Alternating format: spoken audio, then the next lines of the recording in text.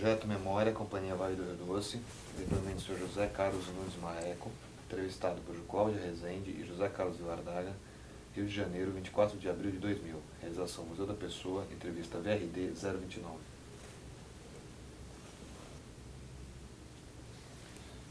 A primeira pergunta, Felipe, se apresentar, nome completo, data de nascimento e local de nascimento. Meu nome é José Carlos Nunes Marreco, nasci no dia 26 de abril de 1941, numa cidade do interior do Espírito Santo chamada Itaguaçu. Me formei em Engenharia Civil em 1965 pela Universidade Federal do Espírito Santo.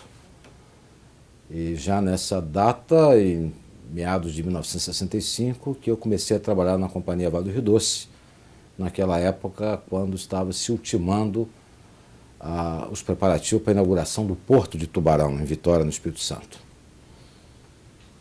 Os pais do senhor, o nome deles? Meu pai, Quintiliano da Silva Marreco, e minha mãe, Olga Nunes Marreco. Meu pai era dentista e minha mãe era de afazeres domésticos. O senhor sabe como é que a sua família se encontrou ali? Como é que foi um pouco a trajetória da família? A minha mãe, de origem de família espanhola, e o meu pai, de origem portuguesa. A família original é Nunes, né? O Marreco veio de que meu avô tinha uma fazenda e nessa fazenda ele criava marrequinhos selvagens e só se referia à fazenda como Fazenda dos Marrecos. Então ele resolveu registrar, ficou Silva Marreco, meu pai ainda era Silva Marreco, e já na minha geração caiu Silva, ficou só Marreco, em homenagem aos marrequinhos lá da fazenda do meu avô.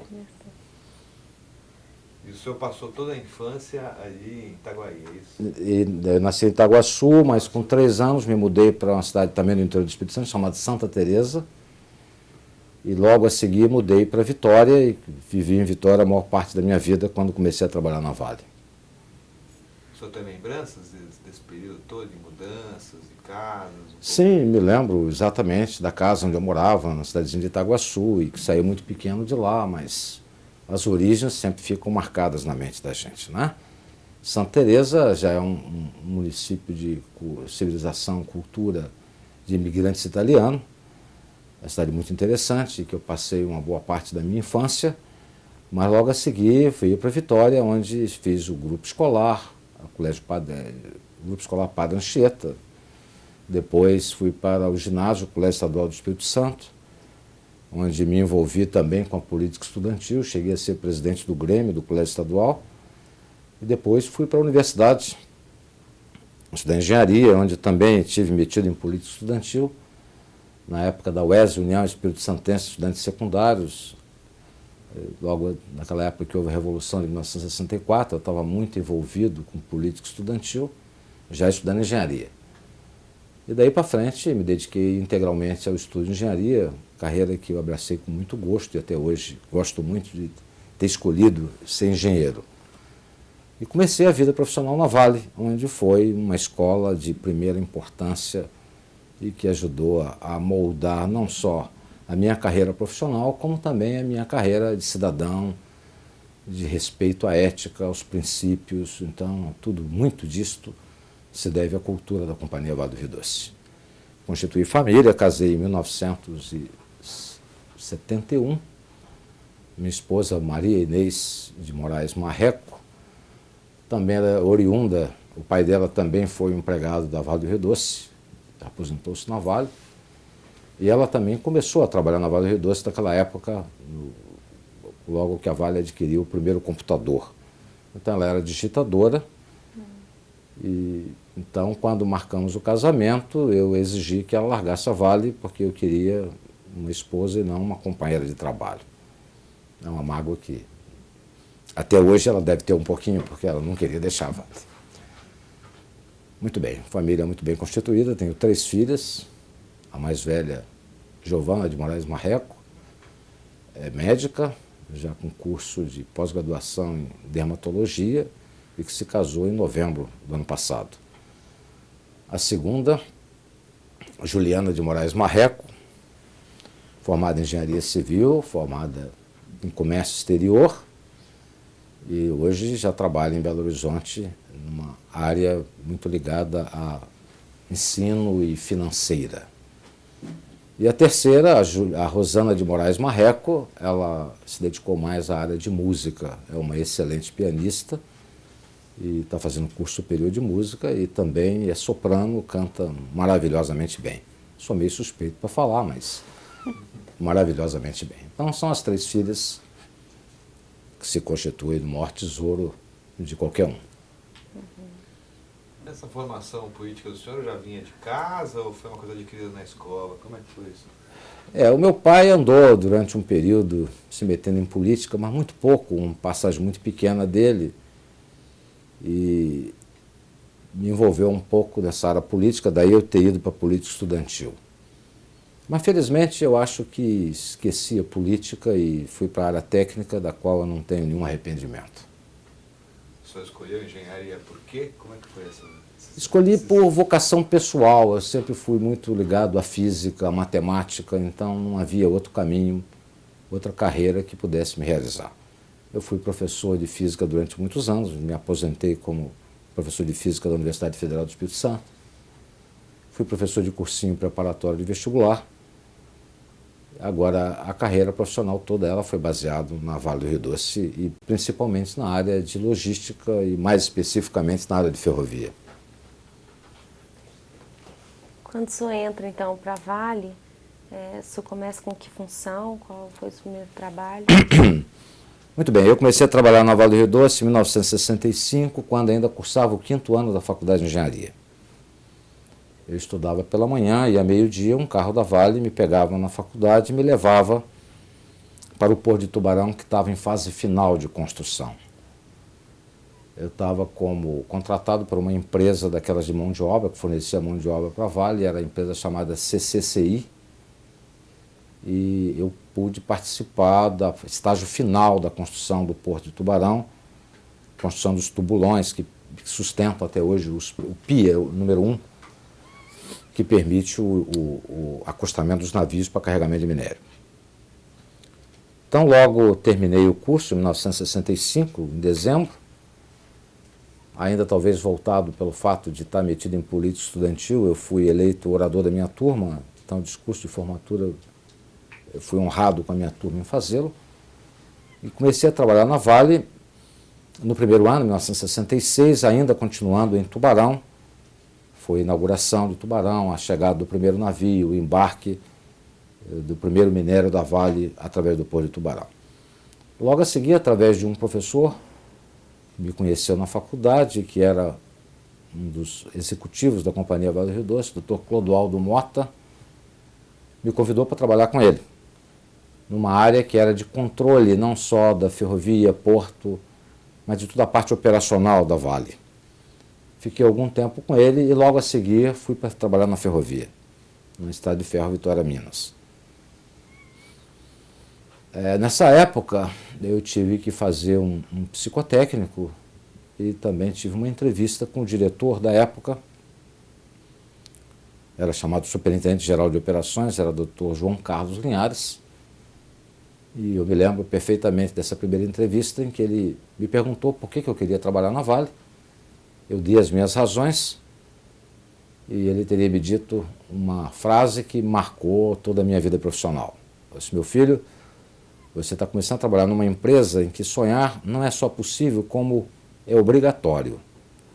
Sonhe e realize os seus sonhos profissionais.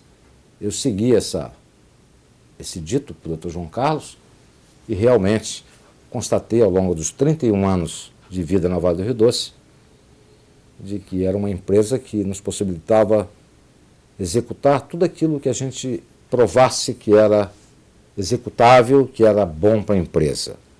Eu comecei a me inteirar sobre outras ferrovias no mundo afora, tecnologias, procedimentos, normas, e tive a oportunidade de viajar a todas elas, ou quase todas elas, de visitar fabricantes de equipamentos, de comprar esses equipamentos, vê-los trabalhando e dando resultados positivos para a empresa.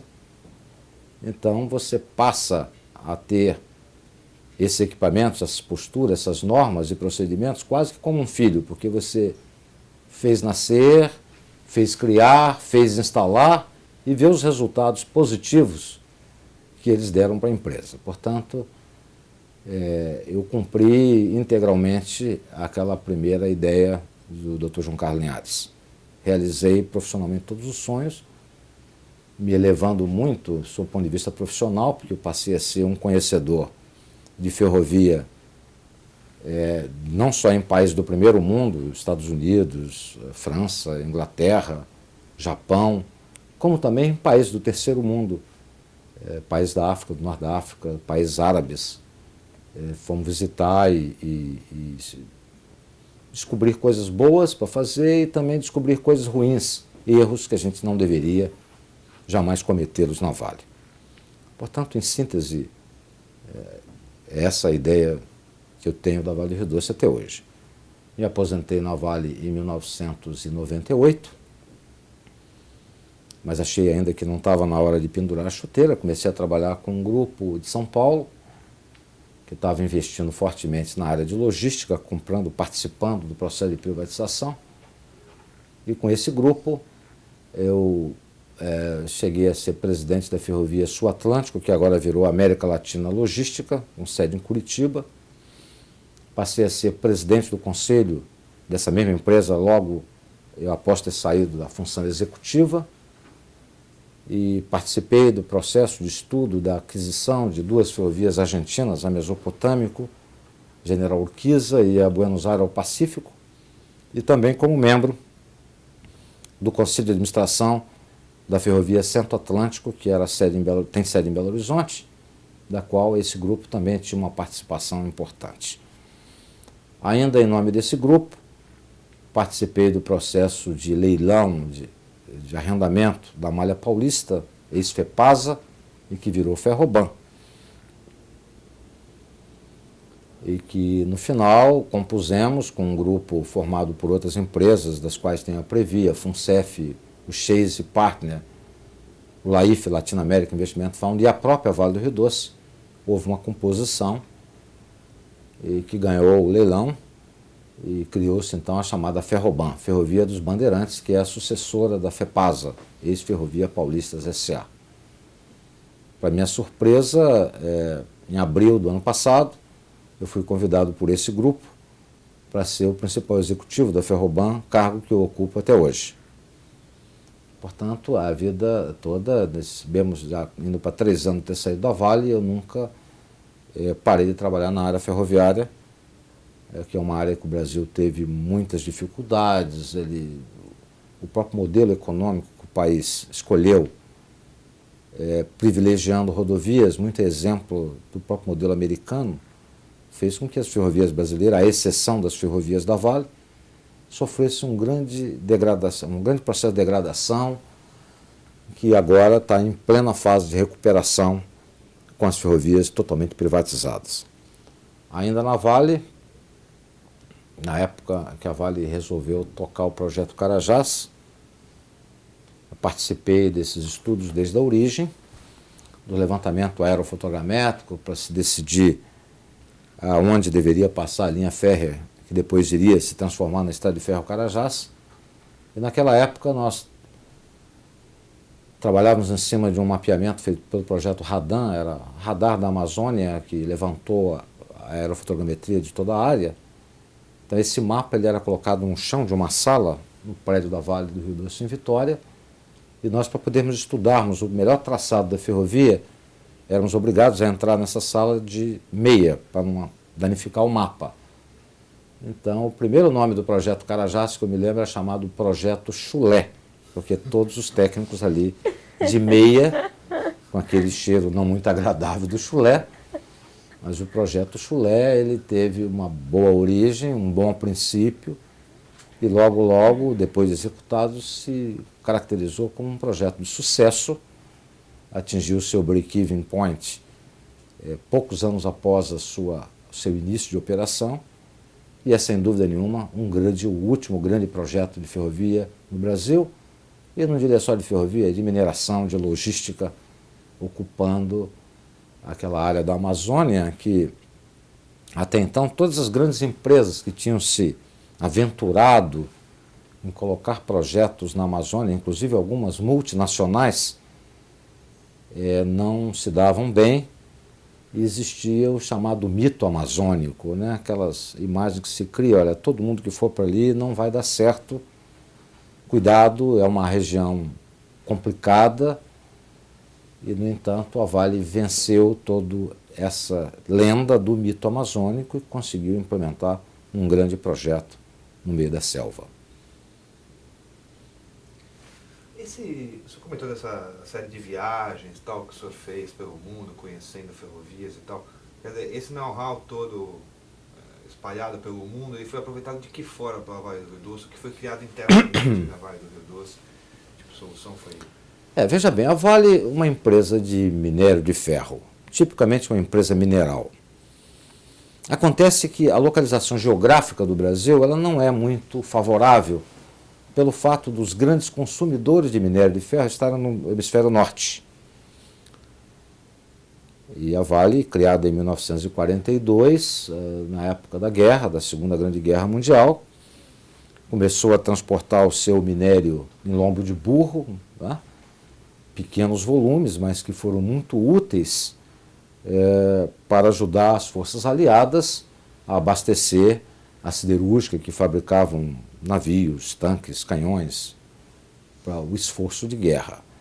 Em 1942 houve um acordo entre os países do mundo ocidental, Estados Unidos, Inglaterra e Brasil, para se criar a Companhia Vale do Rio Doce, uma empresa estatal brasileira, que iria aumentar os seus volumes para abastecer o mundo ocidental do minério de ferro. No entanto, o minério de ferro é um produto que ele é muito abundante nos 4 cantos do mundo. Você tem no norte da África, você tem na Austrália, você tem nos Estados Unidos, tem no Canadá. E o Brasil percebeu, os primeiros executivos da Vale perceberam que para poder fazer um mercado bom para a Vale do Rio Doce, teriam que investir fortemente na área de logística. Ou seja, o preço do minério era muito barato para você poder, no mercado internacional, você poder colocá-lo nos países do primeiro mundo, você necessitaria ter uma logística eficiente, porque as siderúrgicas precisam de ter confiança nos seus fornecedores, e além disso, tinha que ter muita competitividade no sentido de um baixo custo. Então, desde o início, a Vale, percebendo isso, começou a investir fortemente na ferrovia, na Estrada de Ferro Vitória-Minas, que era uma ferrovia que no início foi uma ferrovia privada, feita por capital inglês. Então começou com uma locomotivazinha a vapor, 2 vagões de 25 toneladas de minério, e daí ela começou a grande carreira de desenvolvimento da ferrovia, e fez isso muito treinando os seus empregados, mostrando para os seus empregados as melhores técnicas, as melhores tecnologias que existiam ao longo do mundo. Então esse processo é um processo que dura até hoje, para que ela se mantenha up-to-date com toda a tecnologia que o setor justifica. Então a Vitória-Minas, ela é hoje uma das ferrovias mais produtivas do mundo. Se você pegar os principais índices de produtividade, quer seja produtividade energética, de consumo de energia por cada tonelada, produtividade levando em conta número de empregados por tonelada, número de acidentes, em síntese, toda a gama de índices que você teria que analisar para definir a performance de uma ferrovia, a Vitória-Minas está entre as 3, 4 primeiras melhores do mundo. Apesar de ser uma ferrovia antiga, feita numa época em que a tecnologia ainda deixava muito a desejar, a planta baixa dela, ela sempre contornando os rios, aproveitando as curvas de nível dos rios, portanto, é uma ferrovia muito curva e com raios de curvatura pequeno, né, porque evitava-se obras de arte de porte, túneis e pontes, mas ela conseguiu se superar e é hoje uma das principais ferrovias do mundo. Muito bem, então eu acho que as viagens da qual eu participei em nome da Vale do Rio Doce, a grande maioria delas era a absorção de conhecimento, tecnologia escolha de equipamentos adequados, não só de controle, sinalização, como vagão, trilho, dormentes, locomotivas, na evolução das locomotivas, a ponto de que hoje você tem uma ferrovia de bitola métrica,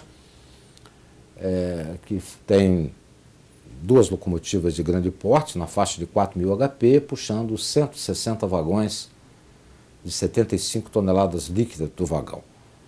Alta produtividade, alta competitividade com custo muito baixo e muito eficiente.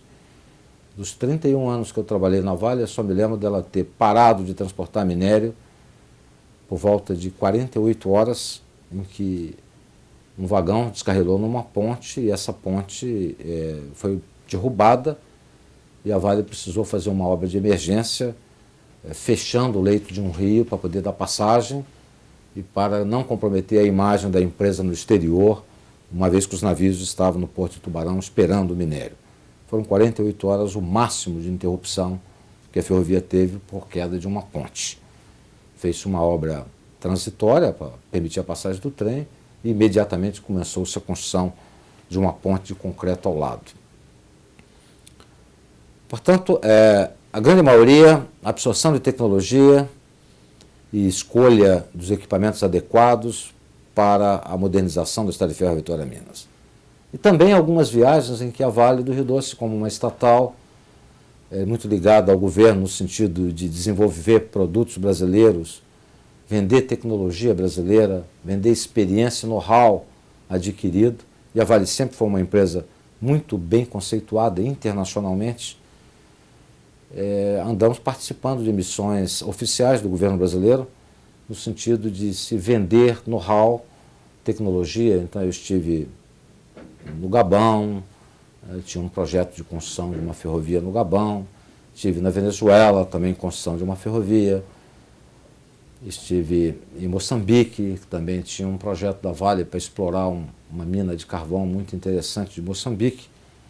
Então, algumas dessas viagens foram no sentido de se tentar plantar o pé brasileiro no exterior, incentivado pelo governo brasileiro e também com o apoio de grandes empreiteiras brasileiras que na época se interessavam para lançar-se no exterior, como de fato ocorreu com a Mendes Júnior, como ocorreu com a Odebrecht e com N outras, que não vou citar todas, tá certo? Mas eu tive com essas empresas no exterior. A Mendes Júnior construiu uma ferrovia no Iraque, a Odebrecht tinha projeto para construir uma ferrovia na Argélia.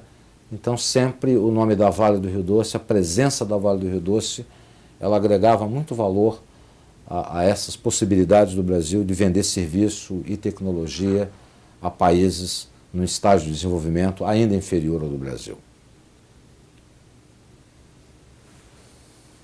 Eu queria perguntar uma coisa a respeito daquela entrevista com o Linhares, quando ele perguntou para o senhor quais as razões, que razões que o senhor deu para entrar na Vale do Rio Doce? Olha, a minha formação de estudante, ela não fugiu à formação média do brasileiro. Eu já ouvi uma frase, não vou repetir ela integralmente quando me lembro, dizer que todo jovem que não foi socialista não foi um jovem, né? Não foi um romântico. Eu me considero um jovem e me considero um romântico. Então, olhava muito para o socialismo naquela época como uma solução para os males do Brasil, para o desenvolvimento do Brasil, para a infância brasileira, olhava para os países socialistas que cuidavam muito bem das crianças, cuidavam e cuidam muito bem da educação, da saúde do povo, e aquilo me enfeitava, me colocava como uma posição de que eu tinha que ser socialista também. É claro que, ao longo do decorrer da sua vida, eu visitei diversos países socialistas, e apesar de ter constatado que muitas daquelas coisas que embalavam os meus sonhos de jovem romântico eram verdades, mas também tinha coisas que não levavam a um desenvolvimento que a gente queria. Até porque o homem ele é muito movido por desafios, né? E infelizmente o regime socialista, em que pese as suas vantagens de educação, cultura, tratar as futuras gerações adequadamente, ele deixava um pouco a desejar na ambição do homem, porque tentava-se fazer todos iguais, quando na realidade não são iguais. Então isto me chocou um pouco, mas evidentemente você começa a reconhecer em que você não era completamente dono da verdade e aquilo que você sonhava, em muitos casos, não passava de meros sonhos, que você tem que se adequar sem perder o seu princípio. Então, de você sobreviver a isto, convivendo com eles e tentando fazer com que a parte boa daquele romantismo fosse verdadeira, que você trabalhasse por ela e, no entanto, sem esquecer também a parte boa que os outros regimes, tipo o regime capitalista, trazem para o homem no sentido de criar ambição, de criar competição. O homem ele é muito movido a isto.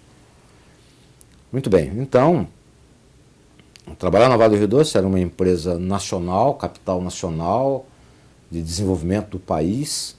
Era um apelo em função da própria formação política que eu tive na minha infância, na minha juventude. Portanto, eu vim muito para a Vale, muito movido, que eu queria trabalhar numa empresa de capital tipicamente nacional, muito por nacionalismo, e realmente não me decepcionei. A Vale é hoje talvez uma das únicas empresas brasileiras, de capital tipicamente brasileiro, que poderia ser considerado quase como a de maior capacidade para se transformar numa grande multinacional. Não só apenas na área de minério de ferro, como na área de mineração como um todo. A Vale se diversificou enormemente. Do minério ela partiu para o cobre, para o alumínio, para o zinco, para o ouro e uma série de outras pesquisas que estão em andamento. E também na área de madeira, celulose, papel baseado no crescimento do eucalipto, que a Vale entrou muito por força de que ela tinha grandes matas, que ela precisava de reservas de madeira para produzir os durmentes de madeira para a sua ferrovia. E daí descobriu-se o eucalipto, que tem 600 espécies, mas das quais algumas espécies têm um crescimento fortemente acelerado no Brasil em função das características do nosso país, luminosidade, água, terra, característica da terra. Uma árvore de eucalipto no Brasil com 6 anos e meio, 7 anos, ela atinge 25 metros de altitude e já está em ponto de corte para a produção da celulose. Enquanto que nos países escandinavos, que são os maiores produtores de celulose no mundo, a árvore demora um tempo superior a 30 anos. Então, essa diferença também, descoberta muito com o auxílio da Vale do Rio Doce, permitiu que o Brasil se desenvolvesse muito na área de celulose, que seja hoje um dos grandes exportadores de celulose do mundo. Portanto, acho que especificamente para responder a sua pergunta, foi muito a vontade de entrar na Vale. Já era uma empresa em 1965 em pleno desenvolvimento, estava inaugurando o Porto de Tubarão, cuja meta era atingir 20 milhões de toneladas de minério por ano, quando até então a Vale fazia 4, 5 milhões através de um porto na Baía de Vitória, muito pequeno, chamado Pela Macaco. E Tubarão, nem bem inaugurado, ele atingiu rapidamente os 20 milhões, e 2, 3 anos a seguir nós já estávamos trabalhando na meta de 100 milhões de toneladas, das quais a Vale hoje já supera, a Vitória Minas já supera a marca dos 100 milhões de toneladas. Portanto, a empresa nacional, uma empresa desenvolvimentista, uma empresa de excelente imagem junto à população, de todas as regiões da qual ela operava, de ética, de postura, de crescimento, foram o caldo que me envolveu muito a gostar e a querer trabalhar na Vale do Rio Doce, e da qual eu consegui realizar essa meta, e em momento nenhum me arrependi de ter começado a trabalhar na Vale do Rio Doce, de ter me formado na Vale do Rio Doce como profissional e também como cidadão. O próprio caminhamento na Vale, eu tive muita influência de um dos baluartes da Vale, de todo o crescimento da Vale do Rio Doce, de todos os grandes projetos, foi o Dr. Eliezer Batista da Silva. O Dr. Eliezer é uma figura ímpar, em que olha o mundo como um todo, ou seja, eu costumo dizer, ele olha a mata de cima da mata e não olha para a árvore especificamente, ele olha para todas as matas, todas as árvores juntas.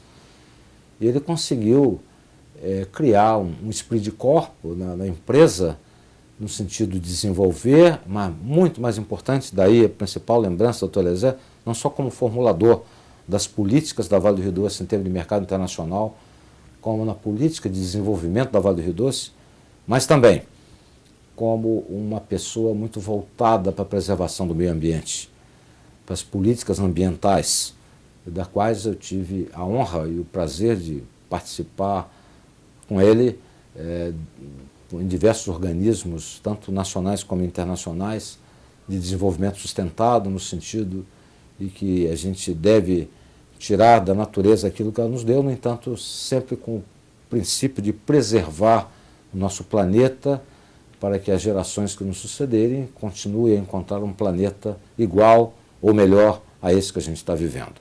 Portanto, ele também é uma das pessoas que, em qualquer depoimento da Vale do Rio Doce, não poderia se faltar de citar o seu nome. Dá licença, posso dar uma cortada? Quando o senhor chegou para trabalhar na Vitória Minas, e qual que era a situação dessa ferrovia? Ela passava por alguma transformação? Como é que era o estado geral dela? Bem, eu acho que a Vale do Rio Doce, e principalmente a Ferrovia Estrada de Ferro Vitória Minas, até então ela não parou de se desenvolver. A construção da Vitória Minas, ela data do início do século, 1903, pelos ingleses, e era uma ferrovia que se destinava à carga geral. Nessa época não se tinha conhecimento das minas de minério de ferro de Itabira, e também não se tinha conhecimento do valor econômico que o minério de ferro viria a ter no mundo industrial que se seguiu durante todo o século XIX. Essa ferrovia ela iria ligar Vitória a Diamantina, no interior de Minas Gerais, para transportar carga. E ela em plena construção, dificuldades enormes, febre amarela, muitas mortes. E no meio do caminho dela, quando ela estava chegando em Governador Valadares, que se descobriu, se teve consciência da importância do minério de ferro brasileiro, que estava localizado no município de Itabira, o Morro do Cauê, com grandes reservas de hematita. Então a ferrovia sofreu um desvio da sua rota. Em vez dela ir para Diamantina, ela passou a ir para Itabira. Então aí criou-se a Estrada de Ferro Vitória Minas, né? E não era só Diamantina, mas também era Itabira. E o projeto de Diamantina realmente foi postergado e nunca ocorreu. Uma ferrovia, como eu já citei anteriormente, no início, locomotivas a vapor, vagões de baixa capacidade, mas ela foi se desenvolvendo ao longo de todo o tempo. Quando eu comecei a trabalhar na Vale, em 1965, já com a inauguração do Porto de Tubarão, visava-se uma meta de 20 milhões de toneladas de minério. E ela tinha, naquela época, na faixa de 3 a 4 milhões de toneladas por ano. Então foi uma época de grande desenvolvimento, no sentido de se comprar vagões adequados, grande quantidade de vagão, já da locomotiva diesel adequada ao traçado da Vitória Minas. E logo a seguir, ela entrou num período em que justificava a sua duplicação, fazer uma segunda via, paralela à primeira via, para permitir a ela atingir volumes bem maiores do que o que ela já estava fazendo e chegar até a meta dos 100 milhões de toneladas, que hoje já está ultrapassada. Portanto, foi uma empresa que cresceu continuamente durante todo o tempo e sempre procurando as melhores práticas, a melhor engenharia, a melhor tecnologia. Então, todos os empregados da Vale que se vestiram essa camisa da Vale, eles tiveram grandes possibilidades de crescimento profissional. E hoje isto se comprova facilmente. Se você olhar para todas as ferrovias privatizadas no Brasil, no seu corpo executivo, a grande maioria deles, falo sem medo de errar, são pessoas oriundas da Estrada de Ferro Vitória Minas, da Vale do Rio Doce. Mas ela formou uma verdadeira escola na área ferroviária. Eu estou falando mais da área ferroviária porque foi a área que eu me dediquei a maior parte do tempo. Mas também, se você olhar na área de mineração, também os grandes executivos também estão na área de mineração. Mesmo as privadas já de origem ou que foram privatizadas. Se você olhar na área financeira, já um pouco mais recente, mas também a Vale está com uma presença muito forte na área de executivos, na área financeira brasileira. Portanto, ela foi uma escola, eu diria um pouco mais do que uma escola, uma universidade que permitiu ao Brasil ter executivos com uma boa mentalidade, com uma boa formação de tecnologia e, mais importante do que isso, com mentalidade de desenvolvimento autossustentável e também com a característica de ética, de postura, que são imprescindíveis ao sucesso de qualquer empresa. Portanto, uma grande escola que continua a formar todo esse plantel em que o Brasil está altamente necessitado dele para poder desenvolver e vencer os grandes desafios de um país de natureza como temos no Brasil. Você comentou, o que é pensar um projeto de desenvolvimento sustentado nessa área ferroviária? Quer dizer, como é que você aplica isso? Olha, a ferrovia, efetivamente, ela não é um dos grandes agressores do meio ambiente. Mas desde a época da locomotiva a vapor, né, os indígenas já desconfiavam de que a máquina que soltava fagulhas, porque era movida a lenha com caldeira, que aquelas fagulhas poderiam provocar incêndio nas matas. Então já se começou a olhar para a ferrovia como alguma coisa que poderia agredir o meio ambiente, colocando incêndio nas matas. Por outro lado, a própria construção dela, que teve que cortar florestas nativas da Mata Atlântica, também se tinha preocupação de que aquele caminho que se abria no meio da floresta não fosse um caminho que levasse à degradação de toda a mata.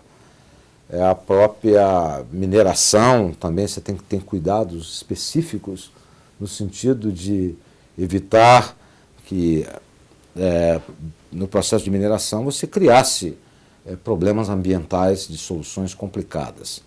As oficinas que usa graxas, usa uma série de produtos químicos, então o tratamento de todo esse material para evitar que ele fosse poluir mananciais de água, rios, que viesse provocar danos ao meio ambiente.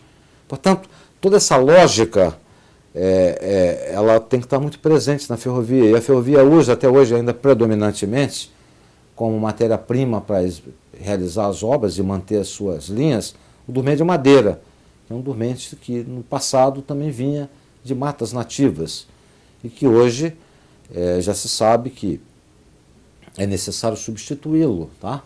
A madeira deve ter um fim mais nobre do que meramente servir a suporte do trilho da ferrovia. A própria Vitória Minas, já há mais de 10 anos, já começou a implementar o dormente de aço, né?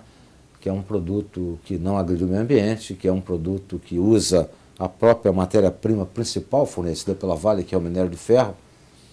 E hoje a Vitória Minas já deve ter mais de 40% da sua extensão com dormente de aço. A vida útil muito maior, não há agressividade ao meio ambiente. Então a tendência, a meu ver, é que nas próximas 2 décadas toda a adormentação deverá ser ou de aço ou de concreto. Alguns têm vantagem, desvantagem, mas é a madeira que efetivamente deverá ser abandonada como meio para meramente sustentação da ferrovia. Não sei se eu respondi exatamente o que você me perguntou, a gente fica falando muito, lembra de muita coisa e acaba... No caso de Carajás, quer dizer, pensando aí no grupo Choé, né, o projeto Choé, quer dizer, o que se pensou nesse trajeto de ferrovia, por exemplo, em relação ao meio ambiente? Que tipo de cuidado teve? A Vale do Rio Doce teve uma preocupação enorme com Carajás, do ponto de vista ambiental. E, a bem da verdade, ela teve bastante sucesso, tá? Não só no problema da mata, da preservação da mata, como das próprias obras realizadas, como também na manutenção da cultura indígena que vivia e vive naquela área. A Vale sempre teve muita preocupação disso, se aproximou dos índios, das tribos e tentou, e tem feito e tem tido relativo sucesso no sentido de preservar a cultura indígena sem nenhuma agressividade anormal para essas culturas e para o próprio meio ambiente. A ferrovia em Carajás já nasceu num outro contexto de cultura ambiental. Então, ela já foi bem melhor do que a própria Vitória Minas, no sentido de preservação das fontes de água, dos rios, dos riachos, da mata, da preservação da vegetação amazônica, da flora e fauna amazônica. A Vale sempre se preocupou, então ela tem um grande investimento que foi realizado por ocasião da implantação do projeto e que ela continua investindo fortemente nessas áreas, em termos de saúde dos indígenas, em termos de escolaridade deles. Em síntese, é uma empresa cidadã, em que pese estar operando numa região extremamente difícil do ponto de vista ambiental, porque ela é considerada a nível mundial como o coração, o pulmão do mundo, mas a Vale tem conseguido receber prêmios de instituições internacionais pelo grande cuidado que ela tem tido no manuseio de todo aquele grande patrimônio que é a Mata Amazônica. Sensacionalmente. Agora?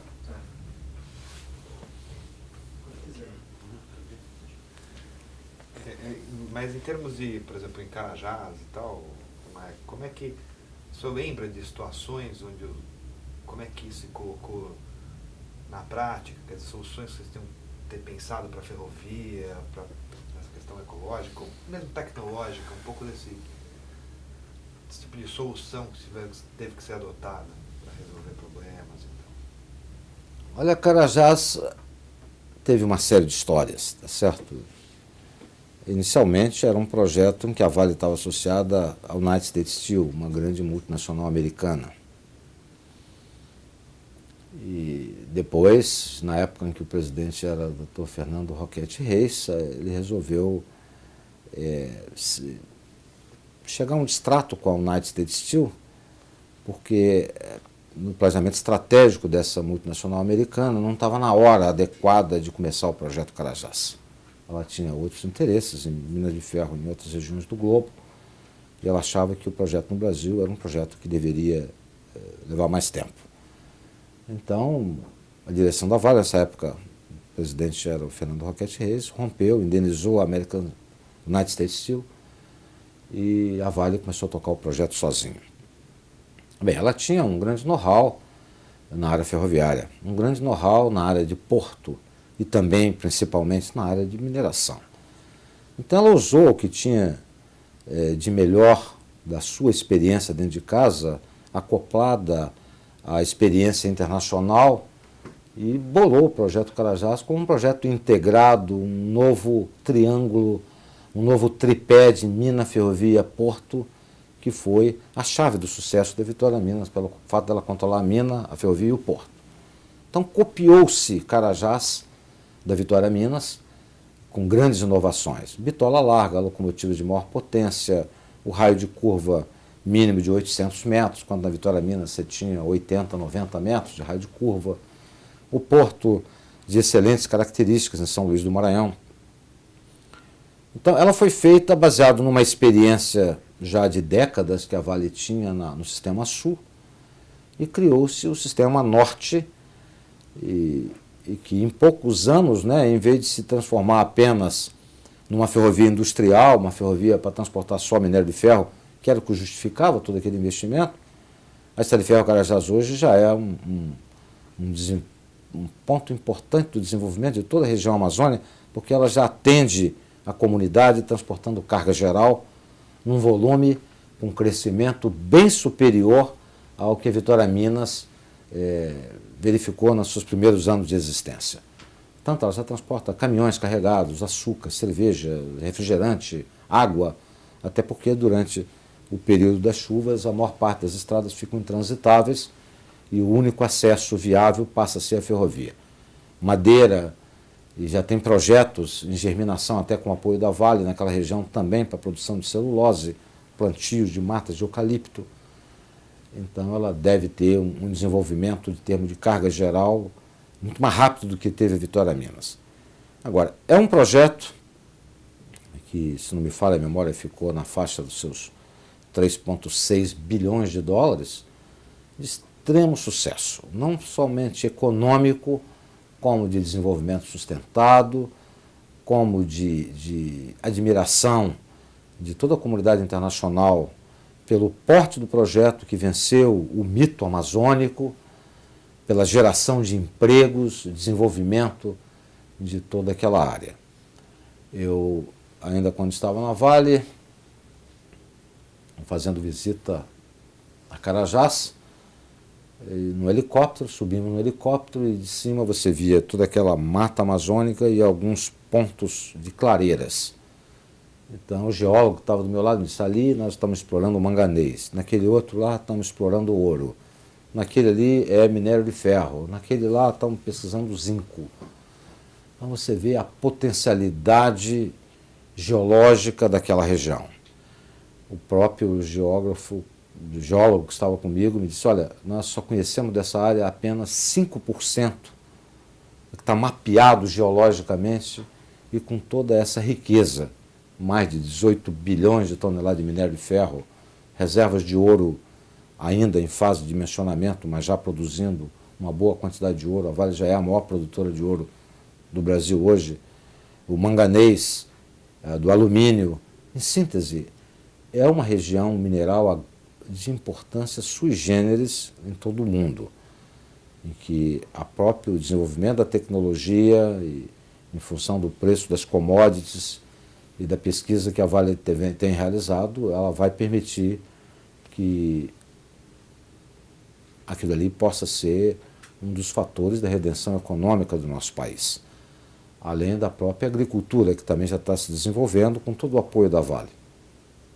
A soja já tem se adaptado muito bem em determinadas regiões do norte do país, e a Vale tem dado todo o apoio, já colocou no Porto de São Luís um silo que permite o embarque, a recepção e o embarque da soja nos navios. Há também grandes reservas de calcário, que é um produto importante para enriquecimento dos solos e permitir a maior produtividade do solo.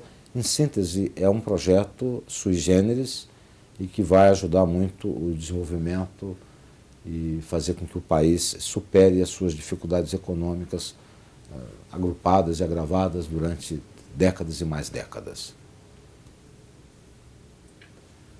Você comentou da história do sistema, né? O sistema da Vale, Mina Ferrovia Porto. O senhor, como elemento, quer dizer, importante, fundamental na parte ferroviária, quer dizer, como foi aí sua relação com a mina, com o porto? A relação sempre foi tranquila entre equipes? Olha, eu te diria que, surpreendentemente, muito tranquila.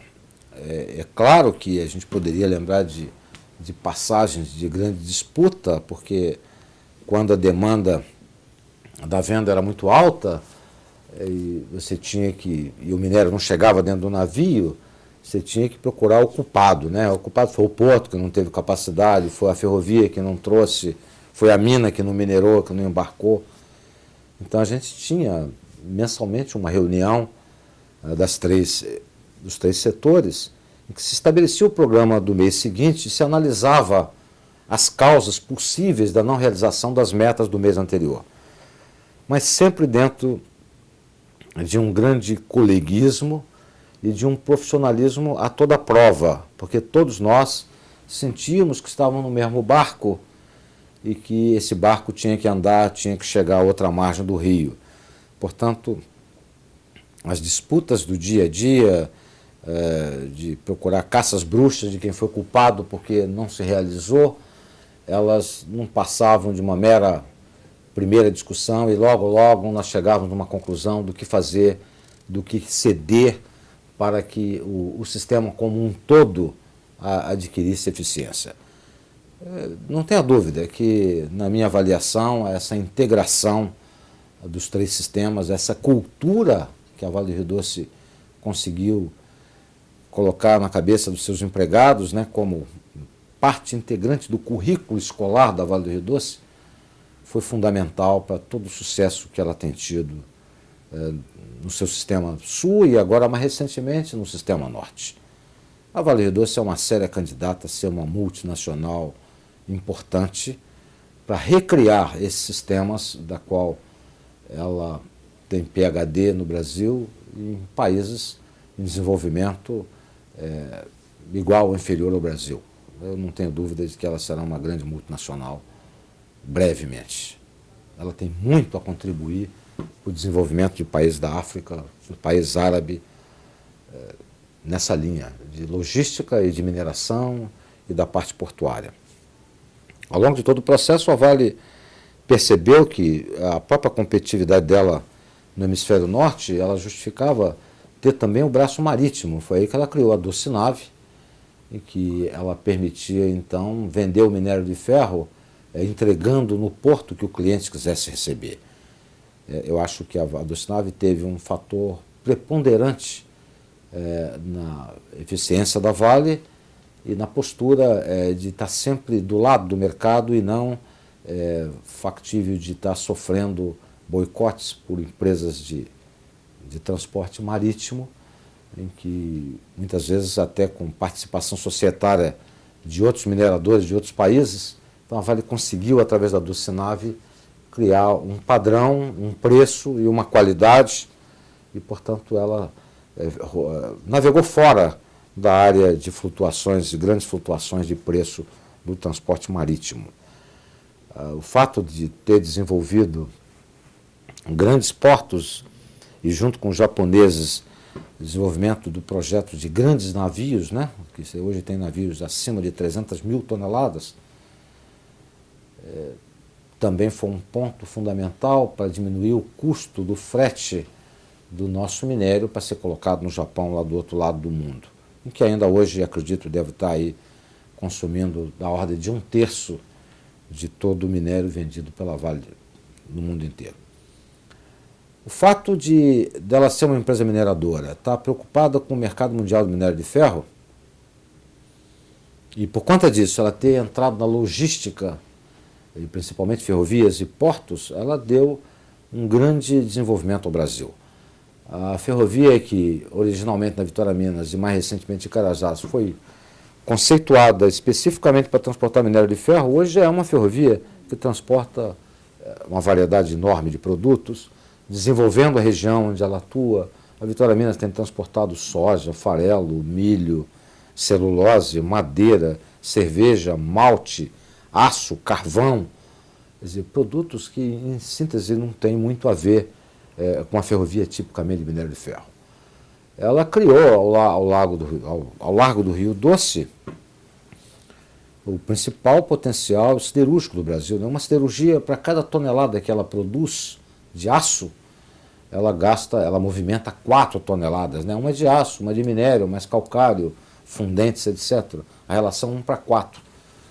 Então a eficiência da Vitória Minas possibilitou o grande desenvolvimento da Uzi Minas, da Cesita, da Belgo Mineira, da Açominas e, mais recentemente, a pequenos produtores de ferro Gusa. Isso porque a siderurgia está muito voltada a uma logística de transporte que tem que ser competente e competitiva. Isso a Vitória Minas tem conseguido manter um padrão a toda prova e permitiu esse grande desenvolvimento. Portanto, o desenvolvimento da ferrovia, eu acho que as ferrovias, um crescimento econômico do Brasil, tanto do sistema sul como do sistema norte, breve deverão ser muito maiores geradores de caixa da empresa e de margem de retorno do que o próprio minério de ferro. Sem querer com isso dizer que deva substituí-lo, muito pelo contrário. Ferrovia, você precisa ter o custo de uma ferrovia, mais de 70% dele é custo fixo, é o custo da obra de arte, da ponte, do túnel, do viaduto, do dormente que você colocou, que tendo ou não tendo o trem passando em cima, aquele custo está correndo. Portanto, é um custo fixo, em que você, para poder diluir esse custo fixo, você tem que ter um grande volume de carga.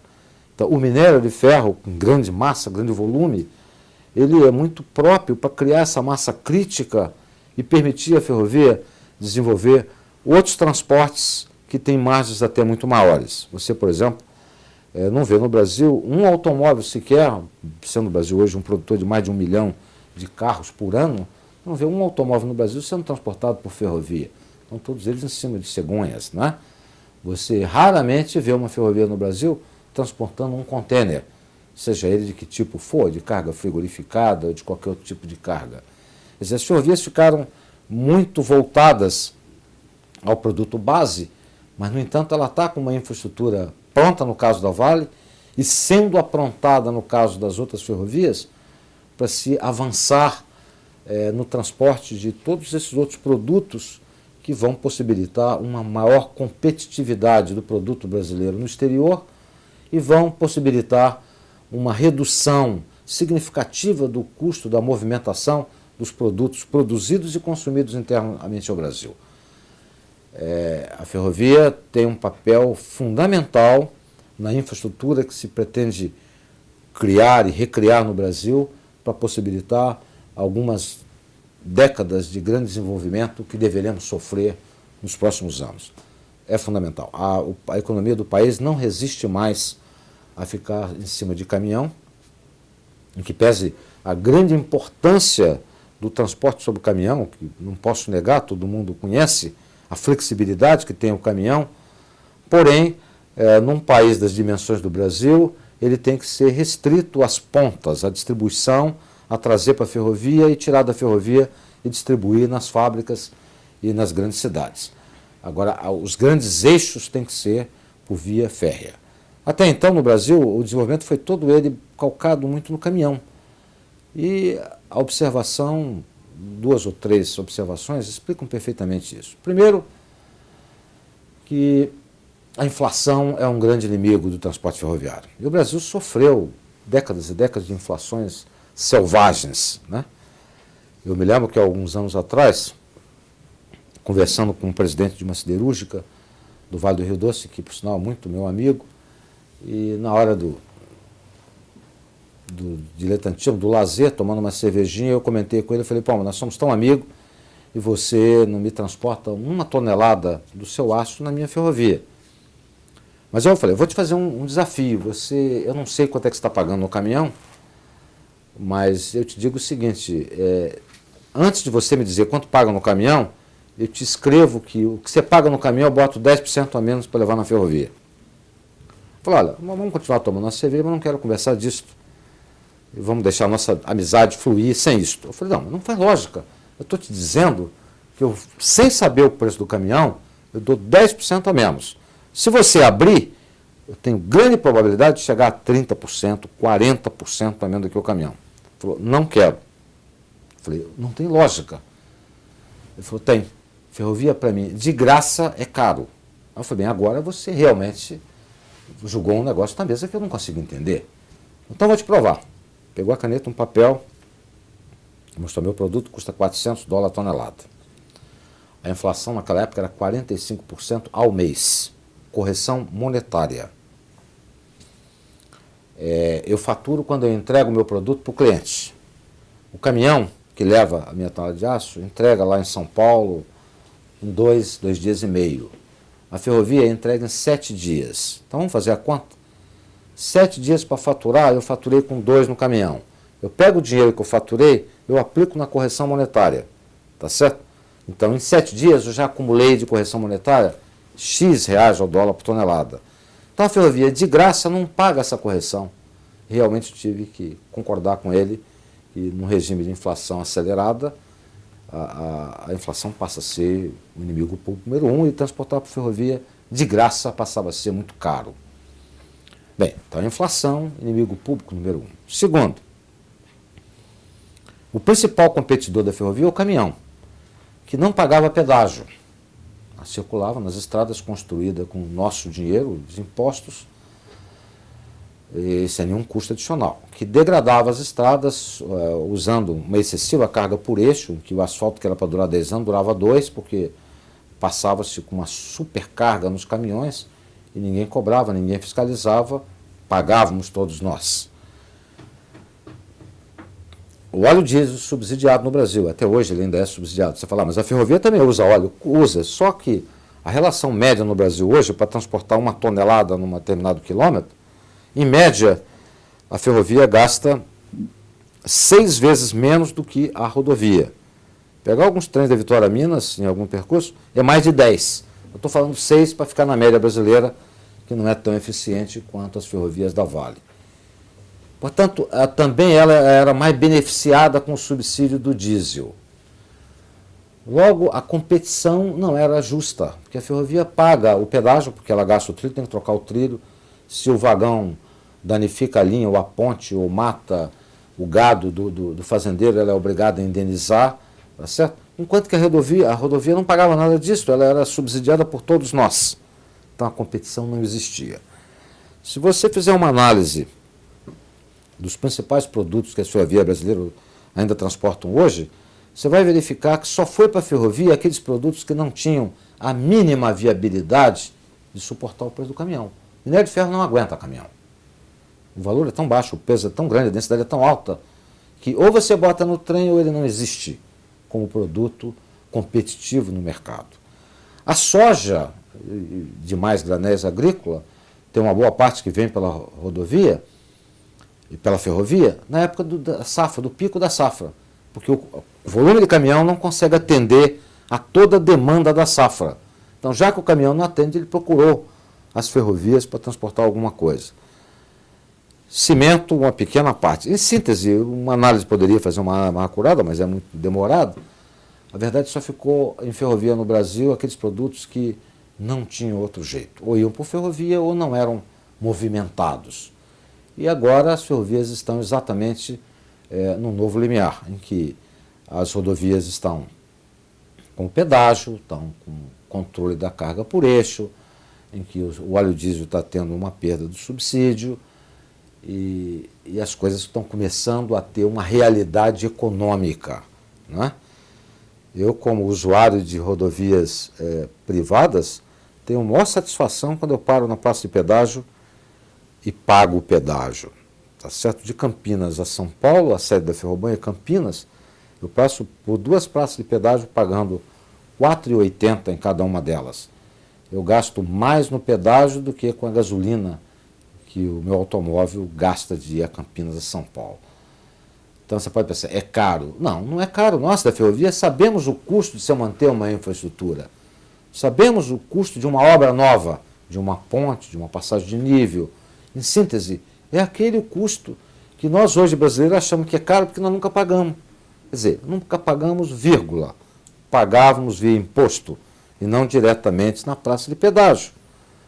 Então, é um novo limiar, a ferrovia vai conseguir captar cargas que até então ela nunca teve competitividade para isso. A modernização dos portos é um fator preponderante também, porque não adianta você ter uma ferrovia competitiva, chega no porto e o porto não é eficiente, o que eu costumo dizer é literalmente nadar, nadar e morrer na praia, não é? Então os portos estão se modernizando, lá na Ferroban nós temos, o problema principal porto é Santos, estamos num processo de modernização, de participação junto da Codesp, da melhoria, porque sentimos que é ali em que a ferrovia vai chegar e vai sair, e se não houver eficiência naquele ponto, não adianta ser eficiente em nenhum outro ponto do estado de São Paulo. Foi isso que a Vale percebeu há mais de 40, 50 anos, que ela tinha que ter ferrovias eficientes, mas os portos tinham que ser eficientes e que as instalações de carregamento do minério de ferro também tinham que ser eficientes. Eu não tenho dúvida que se nós continuarmos no caminho da globalização, da economia aberta de mercado que temos hoje no Brasil, a ferrovia vai ter um papel fundamental na participação do crescimento dessa economia. Nos últimos anos a gente tem sentido um efeito que, de certa forma, retardou o desenvolvimento das ferrovias, porque a competitividade do caminhão ainda o preço do caminhão, de uma forma geral, está baixo. Eles não conseguiram repassar para a tarifa todo o aumento do pedágio, o aumento do óleo diesel. Nós vimos, ano passado, uma greve de caminhoneiros a nível nacional que praticamente paralisou o país. Então você fala, por que eles não aumentam? Eles não estão aumentando porque está se passando um fenômeno que, em função do aumento da competitividade brasileira e do desemprego enorme que nós temos passado, a maioria das empresas no Brasil provoca o chamado PDV, Programa de Desligamento Voluntário. Então o cara, para deixar o emprego, ele sai com alguma grana, com algum dinheiro. Então, como ele não tem outro emprego em que ele possa ir trabalhar, ele pega aquele dinheiro e compra um caminhão velho. Regra geral. Esse caminhão velho, ele é o mecânico, ele é o motorista, né? E ele não faz conta da tarifa. Quando ele arranja um frete, ele faz conta para pagar a gasolina e para arranjar, sobrar alguma coisinha para ele sobreviver, para a sua alimentação. Então ele entra no mercado com uma tarifa de transporte relativamente muito baixa. Em síntese, ele é um pobre coitado, porque depois de 2, 3 anos o caminhão dele acabou e ele não aprovisionou recursos suficientes para ter um caminhão novo, para comprar um outro caminhão, mesmo que seja usado. Quer dizer, ele sai do mercado. Mas no momento que ele entra, ele provoca uma super oferta de transporte com tarifas baixas. Né? Então, essa tarifa baixa, ela diminui um pouco a margem da ferrovia, que poderia às vezes cobrar um pouquinho mais, porque ela nunca pode ser maior do que a da rodovia. Então você fica também na ferrovia uma tarifa um pouco mais contida, provocada por esse caminhoneiro, entre aspas. Esse efeito já era para ter acabado, porque é uma bolha de super oferta de caminhão em que dura pouco tempo. No entanto, o processo de desemprego no Brasil tem durado mais do que o desejável. Então está saindo um desses que se rebentou, porque ele não tem dinheiro para comprar um caminhão novo, e está entrando 2 novos. Com a retomada do crescimento agora, os sintomas de que a economia vai melhorar, vai ser uma economia de desenvolvimento, com criação de empregos, a verdade da tarifa rodoviária vai possibilitar um grande aumento dessa tarifa e vai possibilitar o quê? Uma maior competitividade da ferrovia, que vai poder sempre, obrigatoriamente, tá certo, ter uma tarifa muito menor do que a tarifa do caminhão. E que o caminhão tem que se compor com a ferrovia na distribuição das pontas, uma vez que você não vai fazer ferrovia para chegar dentro das cidades, na fábrica do seu cliente, e também dentro das matas, para tirar a mata, que é mutável. Hoje tem mata, amanhã desmatou, está crescendo uma nova, que só daí a 7 anos você vai ter uma outra mata. Então não dá para fazer ferrovia lá e depois ela ficar 7 anos parada, esperando a mata crescer de novo. Portanto, essas pontas, sem dúvida nenhuma, tem que ser através do caminhão. A própria Docinave, tem visto nos jornais, ultimamente está entrando também na cabotagem, no transporte na costa brasileira. É um grande ponto, eu acho que vai ser ótimo para a Docinave e é ótimo para o Brasil, que também tem que pensar em usar a sua costa para transportar os seus produtos e insumos de uma forma mais econômica, na qual a navegação marítima, sem dúvida nenhuma, pode ser e é. Portanto, eu acho que vai ser muito bom para a Docinave e vai ser bom para o país, pelo fato de você ter uma empresa genuinamente nacional fazendo cabotagem em toda a costa brasileira, distribuindo para os portos para as ferrovias e as ferrovias, por sua vez, usando as pontas com os caminhões. Que mapa que está se desenhando nesse campo ferroviário no Brasil hoje? Quer dizer, quais as empresas que estão se articulando? Qual é o movimento desse campo no Brasil hoje? Olha, novamente, excluindo as ferrovias do Grupo Vale, as demais linhas ferroviárias brasileiras sofreram uma grande degradação. Uma degradação física, em termos de linha, dormentação podre, pontes comprometidas, degradação de vagões, de locomotivas, e degradação, talvez até o mais importante, na cabeça dos próprios empregados que trabalham nas ferrovias, que perderam a ilusão, perderam o orgulho de trabalhar em ferrovia. No passado, o ferroviário, em qualquer cidade do interior, ele era uma pessoa altamente prestigiada, ele tinha tanto poder como o juiz de paz, o chefe de polícia, era uma autoridade em qualquer município do interior do Brasil que tinha uma ferrovia. Nas últimas 2 décadas, esse prestígio acabou e hoje o ferroviário ele tem até vergonha de dizer que é ferroviário, porque começa a pegar a conotação de conservador, atrasado, não desenvolve, é uma sucata global, e isto, quer queira, quer não, ele afeta a cabeça das pessoas. Então os empregados das ferrovias foram muito maltratados por falta de investimentos, por politicagem que se fez nas ferrovias. E agora Com a privatização, um novo alento surgiu, né? O treinamento, a remuneração adequada a nível de mercado, novos equipamentos sendo introduzidos, novas tecnologias, né? Que estão sendo implementadas. Então isso está criando um novo ânimo. Eu tenho convicção de que as ferrovias no Brasil vão sofrer um grande desenvolvimento nas próximas décadas se esses fatores adversos forem contidos, né? Não podemos pensar em voltar com uma inflação abusiva, temos que continuar com uma inflação sob controle, uma inflação civilizada, e temos que continuar acreditando que os empresários que participaram no processo de privatização de ferrovia no Brasil continuem acreditando na ferrovia, porque são investimentos de maturação mais longa, um pouco mais demorado, ou bem mais demorado do que uma empresa de telefonia celular, em que você bota uma antena e imediatamente você conecta naquela antena milhares de aparelhos telefônicos que começam a falar e render margens. A ferrovia você tem que fazer obras, você tem que recuperar vagões, locomotivas, e, portanto, o retorno é bem mais lento do que uma área de tecnologia de ponta como uma telefonia celular. Eu acho que o mapa das privatizações ferroviárias no Brasil, ele ainda não está no seu desenho final, ainda vai ser redesenhado. Isto porque o Brasil foi um dos países em que a privatização ocorreu mais rápida no mundo inteiro, comparando, foi muito rápida. O governo foi de uma eficiência ímpar. Eu, como trabalhando em ferrovia há 30 e tantos anos, fui muito cético da possibilidade do governo vender para a iniciativa privada as ferrovias brasileiras, e ele conseguiu, houve uma alta eficiência do governo, principalmente através do braço executor do Brasil, do governo brasileiro, que é o Banco Nacional de Desenvolvimento Econômico e Social, conseguiu vender todas, hoje estão todas privatizadas, conseguiu fazer num prazo de tempo curtíssimo. Agora, evidentemente, tudo que é feito com muita pressa, tudo que é feito dessa forma, alguns defeitos foram introduzidos, né? Em que eu acredito que o governo vai ter o bom senso e a lógica para modificar algumas coisas que saíram erradas e acertar o caminho para que você tenha o desenho final pronto, né?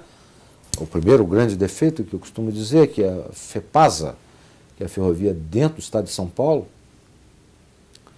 em que todas as outras ferrovias praticamente dependem dela, porque São Paulo tem mais de 40% do PIB brasileiro, portanto, o insumo chega em São Paulo e o produto acabado, maior parte dele sai de São Paulo. A FEPASA foi a última no processo de privatização. Então isso perturbou o crescimento de todas as outras malhas vizinhas a São Paulo. E mesmo as que não são vizinhas, como a malha Nordeste, em que deveria receber produtos por ferrovia vindo de São Paulo e trazer insumos para São Paulo, também foi prejudicada porque foi a última a ser privatizada. É um defeito, esse não tem como corrigir. Você não vai desfazer tudo para começar de novo pela FEPASA. Mas foram defeitos que provocou uma degradação maior na linha da FEPASA, porque toda empresa estatal, quando fala vai ser privatizada, naquele momento em diante não se investe mais nela, o empregado não batalha mais por ela. Há um esmorecimento completo de todo esse crescimento. E a FEPASA sofreu muito com isso. Eu costumo dizer, uma ocasião, ainda quando estava na Vale, e estávamos estudando o processo de privatização que a Vale queria participar, eu fiz um levantamento, né? São Paulo tem, o número é mais ou menos o atual, tem 18% da malha férrea brasileira. Tá? Então, se o São Paulo tivesse na média brasileira, que não é brilhante em termos de ferrovia, pelo contrário, é muito pobre, São Paulo deveria fazer o quê? 18% do transporte ferroviário brasileiro. Não é a verdade. São Paulo tem 18% da malha e o ano passado, 1999, ele fez 3,5% da tonelada útil transportada por ferrovia no Brasil. Uma ocasião na Fiesp, até citando isso, eu falei, olha, para mim, sem nenhum desmérito para o Piauí, que é um estado lindo, com praias maravilhosas, com um povo espetacular, mas em termos econômicos temos que reconhecer que é muito antigo, muito pobre. Para mim, São Paulo é o Piauí das ferrovias brasileiras, tá certo? Porque eu não consegui encontrar nenhum outro índice que São Paulo não puxasse a média brasileira para cima. Você pega escolaridade, São Paulo dá de 10 a 0. Você pega saneamento, você pega renda per capita, você pega infraestrutura de estradas, telecomunicações, etc., etc., energia elétrica. São Paulo sempre puxa a média brasileira para cima. Teve um economista brasileiro que, numa determinada época, falou que o Brasil deveria se chamar... Como é que ele falou? Belíndia. De chamar Belíndia. Que tinha uma parte que vivia como a Bélgica, primeiro mundo, índices espetaculares, e a outra parte que vivia como a Índia. Então, claro que ele deve ter pensado, na hora que ele cunhou a expressão Belíndia, que a Bélgica era São Paulo. No entanto, ferrovia, São Paulo tem o índice que puxa a média brasileira para baixo. 18% de linha ele realiza 3,5% do TKU. Bem, eu estou trabalhando nessa ferrovia. Isso só é um desafio, mas que mostra que o espaço que tem para crescer ferrovia dentro de São Paulo é absurdamente enorme. Então, e vamos crescer. Nos próximos 3, 4 anos, nós deveremos multiplicar por quase 4 o volume de tonelada que está sendo movida hoje por ferrovia dentro do estado de São Paulo. A Vale está lá na Ferroban, faz parte do contexto. A Vale já percebeu que logística é um ponto, inclusive o seu presidente atual, o Dr. Jorge Dauster, tem dito que é um dos pontos em que a Vale não vai abrir mão e que vai desenvolver muito na área de logística. Ele tem certeza absoluta de que ele está certo, e eu concordo totalmente com ele, de que tem que dar a máxima atenção à logística, porque é a logística que vai permitir um novo boom de crescimento na Vale, que vai ajudar enormemente o país a ter uma nova era desenvolvimentista, não mais baseada apenas sobre pneus de caminhões. Quando o senhor começou a ouvir sobre... começou a ouvir em logística, o aproveitamento da capacidade da ferrovia dentro da Vale do Rio Doce para transportar outros produtos, quando isso começou a se tornar uma percepção de que é uma área de negócios? Veja bem, a Vitória Minas surgiu para ser uma ferrovia de transporte de minério de ferro. Os compromissos da Vale com os principais clientes internacionais muito fortes, e a Vale fez muita questão de sempre vender uma imagem de eficiência. A Vale nunca suportou, em toda sua existência, nenhuma greve. Nunca houve uma paralisação, quer dizer, a Vale não colocou o minério no navio porque a ferrovia entrou em greve ou porque a mina entrou em greve.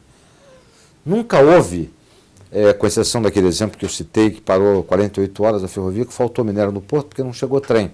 Naquela época, inclusive, foi decretada a força maior, em função dos problemas que a Vale suportou, mas por muito pouco tempo, e praticamente não afetou a recepção do minério pelos clientes. Bem, então eu me lembro, nos idos, quando comecei a trabalhar na Vale, na ferrovia, de que recebia ordens, né, de pessoas de nível mais alto, de diretores, para às vezes tirar a locomotiva de um trem de carga e colocar no trem de minério, porque o navio estava esperando o minério. Isso ocorreu, eu recebi ordens desse tipo. Então o que fazia? Você tirava a locomotiva de um trem de carga, que naquela época transportava gado vivo, e o gado ficava lá, morria de sede, tá certo? O produto de terceiro era sempre olhado como aquilo que não me interessa. Se der para fazer, faça. Mas não era interessante. O interesse era minério de ferro. A Vale mudou muito. Eu percebi ao longo da minha existência na Vale de que isto mudou completamente, mudou para melhor.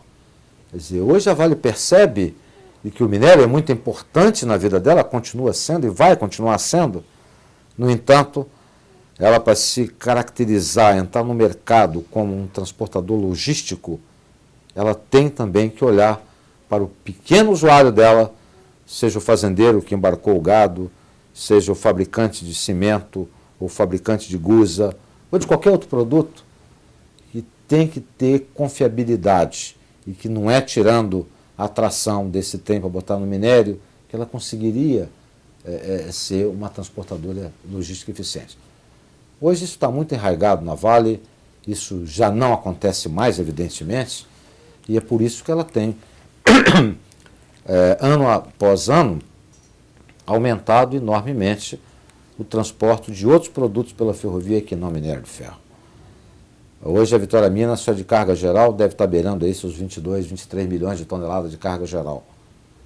Que num transporte de minério de ferro, na faixa hoje na Vitória Minas deve estar nas faixas de 80, 90 milhões, já é um percentualmente muito significativo o transporte da carga geral, de valor agregado muito maior e, portanto, permite, inclusive, a obtenção de uma margem de retorno do investimento dela muito mais adequada. Eu não tenho dúvida que nos próximos anos nós vamos ter boa parte dos contêineres sendo movimentado por ferrovia, boa parte da carga frigorificada, que o Brasil hoje é um grande fornecedor de carne de frango, de carne suína, de derivados de carne frigorificados para todo mundo, que vão ser movidos através de contêineres ou vagões frigorificados, através de nossas ferrovias, para os portos que já estão sendo construídos, instalações adequadas para carga frigorificada, e isso vai ajudar enormemente a todo o desenvolvimento do país. O senhor se aposentou da Vale, em que contexto? O senhor saiu da aposentadoria? Olha, eu já podia, bem, a Vale tem seu fundo de pensão, complementação de fundo de pensão, que avalia. Eu fui um dos criadores da Valia e desde aquela época contribuí. Eu já podia então me aposentar na Vale, tendo a complementação de boa parte do salário que eu ganhava através da Valia. Efetivamente, eu passei a ter uma série de ofertas em outras empresas e eu achei que estava no momento adequado de me aposentar, que eu teria, digamos assim, o leite das crianças garantido e me jogar no mercado para poder tentar fazer alguma coisa a mais enquanto a saúde ainda permite. Então foi essa a opção que eu tive, mas efetivamente, hora nenhuma, a bem da verdade, da honestidade, eu poderia deixar de reconhecer que a Vale foi a grande propulsora da minha vida profissional e vou mais além, da minha vida pessoal, porque me ensinou ética, me ensinou moral, me ensinou postura, me ensinou honestidade de princípio, de propósito. Isso até é muito mais importante do que os conhecimentos técnicos que eu tenha adquirido através de cursos, de viagens ao exterior. Em síntese, é muito mais importante e isto é fundamental. Eu tenho muito a agradecer a Vale e hora nenhuma poderia sair de minhas palavras qualquer queixa, porque efetivamente foram 32 anos de um casamento perfeito. Eu, admirando a Vale, e mesmo agora fora da Vale, continuo sendo um grande defensor da sucultura.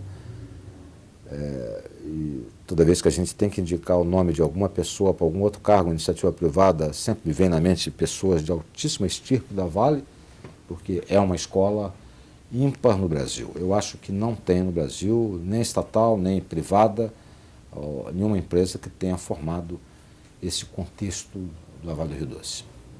Eu me lembro que, uma ocasião, na época da crise do petróleo, em que o barril de petróleo chegou a 40, 45 dólares, eu saí numa missão da Vale, fui aos Estados Unidos e ao Japão. A Vale estava seriamente envolvida num projeto de eliminar o consumo do óleo nas suas locomotivas e passar a ter locomotiva elétrica, uma vez que o preço do óleo estava proibitivo.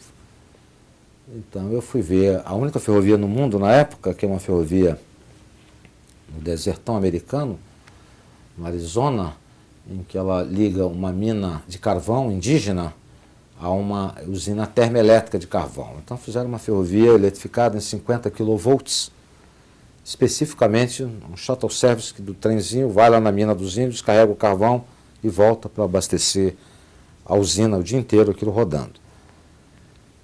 Era a única em 50 kV, em corrente alternada, que era o modelo que a Vale estava namorando, no sentido de implementar na Vitória Minas. E essa ferrovia era muito próxima a Las Vegas, aquele centro de jogo no centro americano. Essa noite eu tive que pernoitar em Las Vegas, no dia seguinte iria continuar a viagem para São Francisco, na Califórnia, onde tinha outras reuniões com o pessoal que estava estudando a eletrificação da Vale. Dei um grande azar que nessa noite o hotel pegou fogo. Eu estava com mais alguns amigos da Vale e com alguns americanos que estavam nos acompanhando. Nesse incêndio, foi o maior incêndio de um hotel nos Estados Unidos, morreram 86 pessoas e eu passei durante 3 horas dentro do quarto. Eu estava no 13º andar, como nos Estados Unidos é 14º, mas eles, por um problema de não gostar do 13, eles não colocam 13, o 12º pula para 14º. Eu estava no 14º, que na realidade era 13º. Então, durante essas 3 horas, eu só conseguia me comunicar através da janela com os pilotos de helicóptero. Tinha uma base de helicóptero do Vietnã ali do lado, que andou salvando gente que estava em cima, mas eu estava no meio da altura do prédio, não havia como sair de helicóptero. E falava com o piloto, dá para sair? Não, não dá. E falava com o guarda da polícia que estava lá embaixo, gesticulava com ele, perguntava, posso subir? Não. Posso descer? Não. Fica aí. E vi pessoas desesperadas pulando pela janela, tentando descer com cordas amarradas em lençóis, os lençóis desatavam e a pessoa caía. Bem, então nessa hora, eu me lembrei que tinha um grupo de colegas na Vale, muito ligado à informática, que estavam fazendo um estudo, mostrando de que você participar de um fundo de pensão privada como a Valia não era vantajoso. O cálculo ele fazia o seguinte, em vez de eu botar tanto nesse fundo, eu pego esse dinheiro e aplico na poupança. Então eu vou trabalhar 30, 35 anos, no final eu vou ter um volume de recurso muito maior do que aplicar na Valia. E eu confesso que, sinceramente, aquilo estava me perturbando, porque numerologicamente, você olhando aquelas planilhas de computador, era muito uma vantagem eu ser uma pessoa disciplinada, pegar o dinheiro, botar na poupança, do que aplicar numa Valia. Eu estava disposto a sair. Nessa hora do incêndio, que eu senti que não tinha saída. Eu não podia subir, não podia descer, porque as escadas de incêndio estavam tomadas de fumaça tóxica, de queima de plástico. E vi as pessoas andando, e minhas filhas eram pequenas, isso foi a nível de 1981, minhas filhas eram bem pequenas, e senti que elas iam ficar desamparadas, porque eu estava morrendo, eu não tinha patrimônio, eu era uma pessoa de origem humilde. Então me lembrei da Valia, falei, pomba, a Valia, ela que vai resolver. Quer dizer, mesmo que eu morra nesse incêndio, que estava vendo N pessoas morrendo do lado, eu senti que a Valia iria, na pior hipótese ali de eu morrer ali, que era uma hipótese muito palpável, porque eu estava vendo N mortes, e que minhas filhas estariam amparadas pela Valia. Que se eu conseguisse sair daquela hora nenhuma, eu iria aceitar nenhum canto de sereia de nenhum colega que viesse com planilhas mostrando que era uma vantagem, porque por maior que fosse a vantagem de você aplicar na cadeia de poupança, ela não cobriria o risco iminente. Você nunca sabe a hora que você vai morrer. E o risco iminente estava coberto pela Valia naquela hora. Portanto, foi uma hora que consolidou muito na minha cabeça o fundo de pensão, o alcance social que tem um fundo de pensão desse tipo, e eu passei a ser um arraigado defensor dos fundos de pensão privada, em que você vai acumulando um patrimônio seu e a empresa te ajuda para que você possa cobrir o risco iminente, que ninguém sabe quando chega, e também a própria aposentadoria, quando chega a hora da aposentadoria.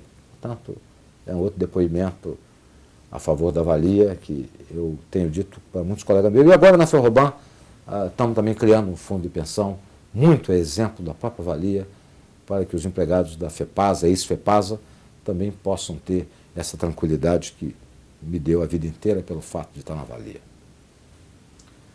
Bom, então vou fazer uma última pergunta. Sobre o que o senhor acha de participar de um projeto de memória da Companhia Vale da Luz? Olha, eu acho que nós no Brasil temos pouca cultura de memória, né? Isso a Inglaterra tem muito mais, o americano já tem muito mais. No Brasil nós temos muito pouca, nós não somos muito de memória, nós somos muito desenvolvimentistas, então se a estação é velha, passa o trator em cima, coloca um prédio novo de blindex, né? Eu acho que a cultura brasileira ela tem que começar a algum momento a preservar um pouco a sua história, ou muito a sua história, Porque é através da história que você vê os exemplos bons, você vê os exemplos maus, em que você evita cometer novos erros, né? Infelizmente, a memória das pessoas, especificamente do brasileiro, é muito fraca. Então é através da história, da recomposição, da formação de uma empresa exemplar como a Vale do Rio Doce, é que você vai ajudar a que erros cometidos no passado não sejam mais cometidos, e que histórias de sucesso, como é a história da Vale, venham a se repetir na própria Vale e em outras empresas também, para que a nossa economia, para que o nosso país tenha um destino que é o que todos nós queremos, um destino saudável, de um país cidadão, de um país correto, honesto, de um país trabalhador e de um país criativo, porque nosso povo, talvez até oriundo por essa miscigenação de raças que nós tivemos, ele é altamente criativo. Eu tive, ao longo da minha experiência na Vale, de pegar tecnologias de ponta japonesa, americana, e que imediatamente você colocava essa tecnologia nas nossas instalações, no nosso equipamento, e 1 a 2 semanas depois já vinha pessoas introduzindo melhorias, tá? Muitas por criatividade e muitas também pelo próprio jeitinho brasileiro de às vezes querer burlar um equipamento de segurança, tá certo?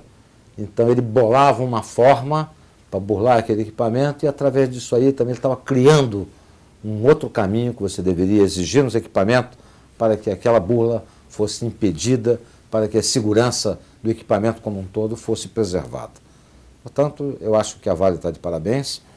Espero que vocês ajudem a Vale a fazer um bom trabalho no sentido da preservação de toda essa história que é, sem dúvida nenhuma, uma história de grande sucesso. Obrigada. Ok.